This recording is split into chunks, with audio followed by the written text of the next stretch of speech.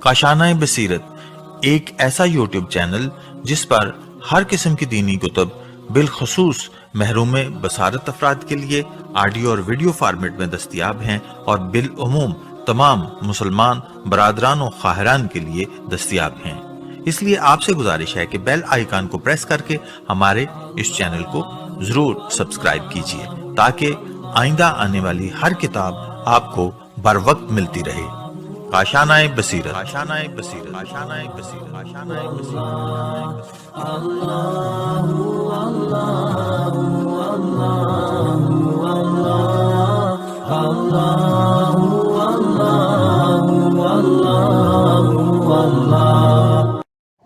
اعوذ باللہ من الشیطان الرجیم، بسم اللہ الرحمن الرحیم۔ رب اشرح لی صدری ویسر لی امری واحلل عقدۃ من لسانی یفقہوا قولی۔ اللہم صلی علی محمد وآل محمد وعجل فرجہم۔ کاشانۂ بصیرت کی انتہائی محترم اور معزز سامعین کرام، السلام علیکم ورحمۃ اللہ وبرکاتہ۔ امید ہے کہ آپ سب خیریت سے ہوں گے، اور جس کتاب کی ریڈنگ کا سلسلہ جاری ہے وہ ہے پھر اس نے خدا کو پا لیا۔ میں آپ کی ریڈر زہرا علی آپ کی خدمت میں حاضر ہوں، اور ماشاءاللہ یہ اس کتاب کا 14واں پارٹ ہے ریڈنگ کا، جو الحمدللہ آپ کے سامنے پیش کیا جا رہا ہے۔ یہ کتاب ایک یاد نامہ ہے مرحوم شیخ رجب علی خیاط کی زندگی کا، اور اس کے مؤلف ہیں محمدی ری شہری۔ ریڈنگ کرتے کرتے الحمدللہ ہم پیج نمبر 165 یعنی 165 تک پہنچ گئے، اور یہاں پہ اب ہیڈنگ کا آغاز ہونے لگا ہے، عقل اور روح کا درجہ۔ جناب شیخ فرمایا کرتے تھے کہ اگر انسان مرتبہ عقل میں ہو تو وہ کبھی عبادت سے گریز اور حق کی معصیت نہیں کرے گا، چونکہ اس سلسلے میں یہ قول ملتا ہے کہ عقل کے ذریعے ہی خدا کی عبادت اور بہشت حاصل کی جاتی ہے، اور اس مرتبے میں خدا کے علاوہ جنت بھی مد نظر ہے۔ لیکن جب انسان مرتبہ روح میں پہنچتا ہے تو قرآن کریم کی روح سے اس کی مد نظر صرف اور صرف خدا ہوتا ہے، اور مندرجہ ذیل 2 شعروں میں سے آخری شعر کا مصداق بن جاتا ہے۔ اور ان اشعار کا مفہوم کچھ ایسا ہے کہ عام روزہ کھانے پینے سے بچنے کا ہوتا ہے، خاص روزہ ہر گناہ سے بچنے کا ہوتا ہے۔ اس کا روزہ غیر دوست خدا کے لیے ہوتا ہے، وہ جو بھی چاہے سب اس کے لیے ہے، یعنی جو خاص روزہ ہوتا ہے وہ صرف اور صرف خدا کے لیے ہوتا ہے، یعنی جو خدا چاہتا ہے بس وہ وہی کرتا ہے۔ اور حافظ کے بقول جو شعر ہے ان کا، اس کا مفہوم کچھ اس طرح ہے: اگر مجھ کو بہشت دی جائے تو میں کہاں قبول کر سکتا ہوں، کیونکہ میری نگاہ میں جنت سے بہتر دوست کی ملاقات ہے۔ بے شک۔ ہیڈنگ ہے محبت کی بنیاد پر عبادت۔ انسان جب خدا خواہی کے اوج پہ پہنچتا ہے تو وہ دوزخ کے خوف اور جنت کی لالچ میں خدا کی عبادت نہیں کرتا، بلکہ محبت کی بنیاد پر اس کی عبادت کرتا ہے، جیسا کہ حضرت امام جعفر صادق علیہ السلام نے اپنی عبادت کے بارے میں فرمایا کہ خدا کی عبادت کرنے والوں کے 3 گروہ ہیں۔ پہلا گروہ وہ کہ جو ثواب کے شوق میں عبادت کرتا ہے، جس کو حریصوں کی عبادت کہا جاتا ہے، اور وہ لالچی ہے۔ دوسرا گروہ دوزخ کے خوف میں عبادت کرتا ہے، وہ غلاموں کی عبادت ہے اور وہ خوف ہے۔ لیکن میں خدا کے عشق و محبت میں اس کی عبادت کرتا ہوں، اور اس کو آزاد لوگوں کی عبادت کہا جاتا ہے، اور یہی سرمایہ امن و امان ہے، چونکہ خداوند عالم فرماتا ہے، اور یہ بھی فرماتا ہے، یعنی کہ پس جس نے خدا سے محبت کی خدا بھی اس سے محبت کرے گا، اور جس سے خدا نے محبت کی وہ قیامت کے دن اس کے عذاب سے امان میں رہے گا۔ جناب شیخ اپنے دوستوں کو ہمیشہ یہی نصیحت کیا کرتے تھے کہ وہ خدا کی تلاش میں اس نقطے پر پہنچیں کہ ان کی عبادت میں خداوند عالم کی عشق و محبت کے علاوہ اور کچھ نہ ہو۔ ہیڈنگ: تمام چیزیں یہاں تک کہ خدا کو بھی اپنے لیے چاہنا۔ جناب شیخ فرمایا کرتے تھے کہ اے انسان، تم خدا کے علاوہ کسی اور چیز کو کیوں چاہتے ہو؟ خدا کے علاوہ تم نے کیا دیکھ لیا؟ اگر اس کی مرضی نہ ہو تو کوئی چیز اثر انداز نہیں ہو سکتی اور تم اس کی طرف پلٹ کر جاؤ گے۔ شاعر کہتا ہے، اس شہر میں کیسے شکاری ہیں کہ طریقت کے شہباز ایک مکھی کے شکار پہ قانے ہو گئے ہیں۔ خدا کو چھوڑ کر غیر خدا کو تلاش کرتے ہو؟ کیوں اپنے ارد گرد اتنے چکر لگاتے ہو؟ خدا کی جستجو کرو اور اپنی تمام حاصل کرنے والی چیزوں کو اس تک رسائی کا وسیلہ قرار دو، لیکن مشکل یہ ہے کہ ہم تمام چیزوں کو اپنے لیے چاہتے ہیں، یہاں تک کہ خدا کو بھی اپنے لیے چاہتے ہیں۔ ہیڈنگ تقوی کے بلند ترین مراتب۔ جناب شیخ تقوی کے بلند ترین مرتبوں کے بارے میں فرمایا کرتے تھے کہ تقوی کے مراتب ہیں۔ تقوی کا سب سے کم مرتبہ واجبات کا بجا لانا اور محرمات کا ترک کرنا ہے۔ جو کچھ افراد کے لیے بہت اچھا ہے، لیکن تقوی کے بلند ترین مراتب غیر خدا سے اس طرح پرہیز کرنا کہ خداوند عالم کی محبت کے علاوہ اس کے دل میں کسی اور کی محبت نہ ہو۔ ہیڈنگ مکتب محبت۔ جناب شیخ کا عقیدہ تھا کہ جب تک انسان دل کو غیر خدا سے محفوظ نہیں رکھے گا، انسانیت کے بلند مرتبے تک نہیں پہنچ سکے گا۔ یہاں تک کہ اگر کسی کا مجاہدہ سے مقصد اپنا کمال ہو تو وہ اپنے مقصود تک نہیں پہنچ سکے گا۔ اللہ اکبر۔ لہٰذا اگر کوئی شخص آپ کی خدمت میں آ کر یہ عرض کرتا، میں جتنی بھی صحیح و کوشش کر لوں کسی مقصد تک نہیں پہنچتا، تو آپ اس کی رہنمائی فرمایا کرتے تھے کہ تم نتیجے کی خاطر امور انجام دے رہے تھے۔ یہ مکتب نتیجہ نہیں، بلکہ یہ مکتب محبت ہے، مکتب خدا خواہی ہے۔ ہیڈنگ دل کی آنکھوں کا کھلنا۔ مرحوم شیخ نے اپنے تجربے سے جان لیا تھا کہ دل کی آنکھ اور کان کھلنے اور غیبی اسرار و رموز سے آشنائی کا راستہ صرف اور صرف اخلاص کامل اور خدا خواہی ہے۔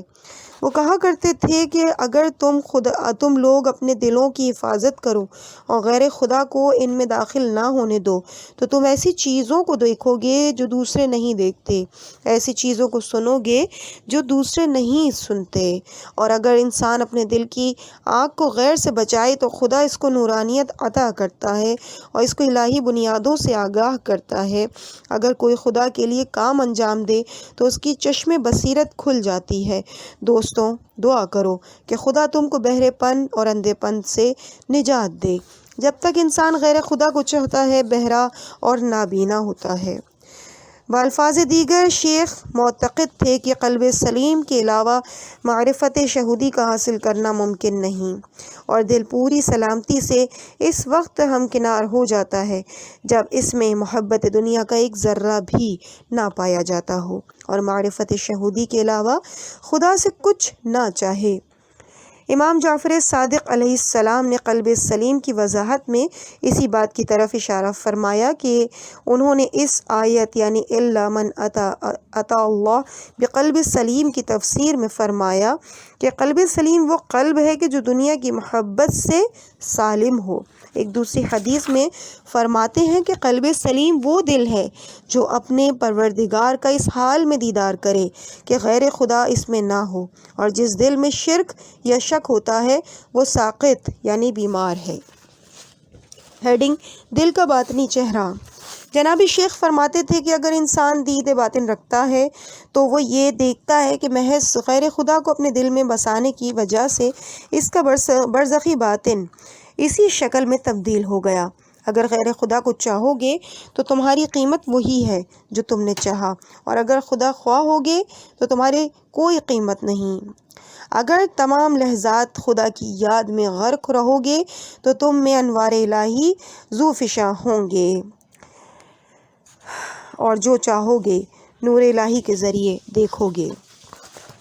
ہیڈنگ ایسا دل کہ جس کے پاس سب چیزیں حاضر ہوں۔ جناب شیخ فرمایا کرتے تھے کہ کوشش کرو تمہارا دل خدا کے لیے ہو۔ جب تمہارا دل خدا کے لیے ہو جائے گا تو اس میں خدا ہی ہوگا، اور جب اس میں خدا ہوگا تو خدا سے مربوط تمام چیزیں تمہارے دل میں حاضر و ظاہر ہو جائیں گی، اور جب بھی ارادہ کرو گے تو تمہارے پاس آ جائیں گی، کیونکہ خدا وہاں ہے، انبیاء اور اولیاء کی روحیں وہاں ہیں۔ ارادہ کرو گے تو مکہ مدینہ سب تمہارے پاس ہیں۔ بس کوشش کرو کہ تمہارا دل فقط خدا کے لیے ہو، تاکہ تمام مخلوق خدا تمہارے پاس حاضر ہو۔ ہیڈنگ جو شخص خدا کے لیے کام کرتا ہے۔ جناب شیخ معتقد تھے کہ اگر محبت خدا دل پر غلبہ کر لے اور در حقیقت میں دل خدا کے علاوہ کچھ نہ چاہے تو انسان خلافت الہی کے مقام تک پہنچ جاتا ہے، اور اس سے خدائی کام سرزد ہوتے ہیں۔ اور اس کے بارے میں فرمایا کرتے تھے کہ اگر ایک چیز دوسری چیز پر غالب آ جائے تو وہ چیز اسی کے جنس سے ہو جاتی ہے، جیسا کہ جب لوہے کو آگ میں رکھا جائے اور کچھ مدت بعد جب آگ اس پر غالب آ جائے تو وہ بھی آگ کا عمل کرے گا، یعنی آگ کی طرح جلائے گا۔ ایسے ہی خدا اور بندے کے درمیان نسبت ہے، اور نیز فرمایا کرتے تھے کہ ہم کوئی غیر معمولی کام انجام نہیں دیتے، بلکہ ہم اسی فطرت کو پیدا کرتے ہیں کہ انسان خدائی ہو۔ انسان کو سب چیزیں روح عطا کرتی ہے۔ گائے کی روح گائے کا کام کرتی ہے، مرغے کی روح مرغے کا کام کرتی ہے۔ اب بتائیے کہ انسان کی خدائی روح کو کیا کرنا چاہیے؟ خدا کا کام کرنا چاہیے، یقیناً۔ ہیڈنگ دل کی آفت کو دور کرنا۔ اس بنا پر دل کو غیر خدا کی محبت کی آفت سے پاک کیے بغیر معرفت شہودی حاصل نہیں ہوتی، اور جب تک معرفت خدا حاصل نہ ہو انسان کمال مطلق کا عاشق نہیں ہو سکتا۔ اس لحاظ سے اصل مسئلہ یہ ہے کہ دل کو دنیا کی محبت سے پاک کرنا آسان نہیں ہے۔ دل کو اس سجی دھجی بوڑھی عورت کی محبت سے کیسے پاک کیا جا سکتا ہے؟ جناب شیخ کے نظریے کے مطابق وہ چیز جو دل کو پاک کر سکتی ہے اس چیز کے برابر ہے جو دل کو حقیقت توحید تک پہنچاتی ہے، اور اس کے وہی عوامل ہیں جن کی طرف گزشتہ فصل میں اشارہ کیا گیا، یعنی دائمی حضور، اہل بیت علیہ السلام سے توسل، راتوں کو دعا مانگنا اور مخلوق پر احسان کرنا۔ ہیڈنگ محبت خدا کا طریقہ۔ جناب شیخ گزشتہ عوامل میں مخلوقات خدا پر احسان کرنے کو خدا کے ساتھ ان سے محبت ایجاد کرنے کے لیے ایک خاص عامل سمجھتے تھے۔ وہ معتقد تھے کہ محبت خدا کا راستہ خلق خدا اور لوگوں سے محبت کرنا ہے، بالخصوص پریشان حال اور غریب انسانوں سے محبت کریں۔ ایک حدیث میں رسول خدا صلی اللہ علیہ وآلہ وسلم کا ارشاد ہے کہ لوگ خانوادہ خدا ہیں۔ لوگوں میں سے خدا کے نزدیک سب سے محبوب وہ شخص ہے جو خدا کے خانوادے کو فائدہ پہنچائے اور گھر والوں کو خوش کرتا ہے۔ ایک دوسری حدیث میں آیا ہے کہ رسول خدا صلی اللہ علیہ وآلہ وسلم سے سوال کیا گیا کہ لوگوں میں خدا کے نزدیک سب سے محبوب کون ہے، تو آپ نے فرمایا لوگوں کو سب سے زیادہ نفع پہنچانے والا۔ ایک اور حدیث میں ہے کہ رسول خدا سے شب معراج خداوند عالم نے فرمایا، اے احمد صلی اللہ علیہ وآلہ وسلم، میری محبت فقراء کی محبت ہے، پس فقراء کو اپنے نزدیک کرو اور ان کی مجلس میں جاؤ، کیونکہ فقراء میرے دوست ہیں۔ شیخ کے ایک شاگرد کہتے ہیں کہ میں جناب شیخ سے متعارف ہونے کے بعد ایک مدت تک آیت اللہ کوہستانی کی خدمت میں نکا جاتا رہا، یہاں تک کہ ایک دن صبح کے وقت جب میں نکا جانے کے لیے ایران پیما کے گیرج سے نکل کر ناصر خسرو کی طرف جا رہا تھا تو وہاں جناب شیخ کو دیکھا۔ انہوں نے مجھ سے فرمایا، کہاں جا رہے ہو؟ میں نے کہا، میں آیت اللہ کوہستانی کی خدمت میں نکا جا رہا ہوں۔ جناب شیخ نے فرمایا، ان کا شیوا زاہدی ہے، آؤ ہم تمہیں عشق خدا کی تعلیم دیں۔ پھر وہ میرا ہاتھ پکڑ کر امام خمینی روڈ پر لے آئے۔ سڑک کے جنوب میں ایک گلی میں ایک مکان کے دروازہ تھا جس پر شیخ نے دستک دی۔ جب دروازہ کھلا تو اس تہہ خانے میں کچھ چھوٹے بڑے فقیر و نادار لوگ موجود تھے۔ جناب شیخ نے ان کی طرف اشارہ کرتے ہوئے فرمایا، ان ناداروں کی خدمت انسان کو عاشق خدا بنا دیتی ہے۔ یہی تمہارا درس ہے۔ آیت اللہ کوہستانی تم کو درس زاہدی کی تعلیم دیتے اور میں نے تم کو درس عاشقی دیا ہے۔ اس کے بعد میں تقریباً 10 سال تک شیخ کے ہمراہ شہر کے باہر لوگوں کی تلاش میں جاتا رہا۔ شیخ مجھ کو بتلاتے جاتے تھے اور میں ان کے لیے آذوقہ فراہم کر کے ان تک پہنچاتا رہتا تھا۔ اب یہاں پہ ہم اس پارٹ کے چوتھی فصل کا آغاز کر رہے ہیں۔ پیج نمبر ہے 174، یعنی تیسرے حصے خود سازی کی چوتھی فصل ہے، اولیاء خدا کا اخلاص، اور پیج نمبر ہے 174۔ جس اہم مسئلے کی تعلیم و تربیت میں شیخ اپنے شاگردوں کو ہمیشہ تاکید کیا کرتے تھے وہ مسئلہ اخلاص تھا، اور اخلاص صرف عقیدہ اور عبادات میں ہی نہیں بلکہ تمام کاموں میں اخلاص کا مسئلہ تھا۔ انہوں نے متعدد بار فرمایا دین حق یہی ہے جو ممبروں پر بیان کیا جاتا ہے، لیکن اس میں دو چیزیں کم ہیں، ایک اخلاص اور دوسرے خداوند عالم سے دوستی۔ ان دونوں کا بھی تقریروں میں اضافہ ہونا چاہیے۔ ہیڈنگ سب کام خدا کے لیے انجام دو۔ شیخ کی بیش قیمت اور بہت زیادہ نصیحت آمیز باتیں یہ تھیں کہ تمام چیزیں خدا کے لیے ہوں تو اچھی ہیں۔ کبھی اپنی سلائی مشین کی طرف اشارہ کر کے فرمایا کرتے تھے، اس سلائی مشین کو دیکھو، اس کے تمام چھوٹے بڑے پرزوں پر محض مخصوص کارخانوں کی مہر لگی ہوئی ہے۔ یہ بتانا چاہتے ہیں کہ سلائی مشین کے چھوٹے سے پیچ پر بھی ہمارے کارخانے کی مہر ہونی چاہیے۔ انسان مومن کے تمام اعمال پر بھی خدا کی مہر ہونی چاہیے۔ شیخ کے مکتب تربیت میں راہ خدا کے سالک کو ہر کام انجام دینے سے پہلے یہ غور کرنا چاہیے کہ اگر وہ کام ناجائز ہے تو اسے ترک کر دے، اور اگر شرعی کام ہے تو نفس اس کے انجام دینے پر مائل نہ ہو اور بھی اسے خدا کے لیے انجام دینا چاہیے، مائل نہ بھی ہو تو بھی اسے خدا کے لیے انجام دینا چاہیے، اور اگر جائز کام ہے اور نفس کے عین مطابق ہے تو پہلے اپنے نفس کے مائل ہونے پر استغفار کرے اور اس کے بعد اس کام کو انجام دے اور صرف خدا کے لیے انجام دے۔ ہیڈنگ خدا کے لیے کھاؤ اور سو۔ پیغمبر خدا نے فرمایا کہ اے ابو ذر، تمام کاموں میں یہاں تک کہ سونے اور کھانے میں بھی تمہاری نیت نیک ہونی چاہیے۔ اس کا ریفرنس ہے میزان الحکمت۔ شیخ اپنے شاگردوں سے مقرر فرمایا کرتے تھے کہ تمہارے تمام کام کو یہاں تک کہ کھانا اور سونا بھی خدا کے لیے ہونا چاہیے، اور یہ بھی فرمایا کرتے تھے کہ جب بھی تم ایک پیالی چائے خداوند عالم کے قصد سے پیو گے تو تمہارا دل نور خدا سے منور ہو جائے گا، اور اگر صرف اپنے نفس کے حصہ سمجھ کے پیو گے تو وہی ہوگا جو تم چاہو گے۔ آیت اللہ مہدوی کنی فرماتے ہیں کہ تحصیل علم دین کے آغاز میں میں لباس خریدنے کے لیے گیا، اور اس کے بعد مرحوم برہانی صاحب سے عاریتاً لیا ہوا لباس انہیں واپس دینے گیا۔ پھر میں شیخ رجب علی درزی کے پاس کپڑا لے کر پہنچا۔ اس وقت میری عمر تقریباً 14-15 سال رہی ہوگی۔ ان کی دکان خود انہی کے مکان میں دروازے سے ملے ہوئے کمرے میں تھی۔